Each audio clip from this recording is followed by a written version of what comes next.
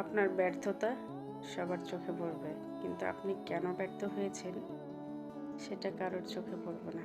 কারণ ওরকম বোঝার মতো মানুষ সবার থাকে না, সব পরিবারে থাকে না। এই যে সামনে আর কিছুদিন পর ঈদ চলে আসবে, দেখবেন যারা পরিবারে বড় আছেন তাদেরকে ঘিরে তাদের থেকে অনেক কিছু চাওয়া পাওয়ার একটা ব্যাপার থাকবে। তো এইটা হয়তো বা সবার দিক থেকে সবাই মানে ফুলফিল করতেও পারবে অথবা কেউ পারবে না।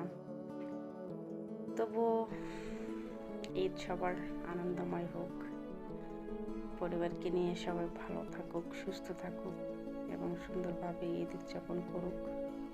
যদিও বা ঈদ এখনো অনেক দেরি, তবু অনেক মানুষের এখন থেকেই কিন্তু ঈদ নিয়ে অনেক প্ল্যানিং চলছে। সবার প্ল্যানিংগুলো সফল হোক, শুভকামনা রইল। আসসালামু আলাইকুম।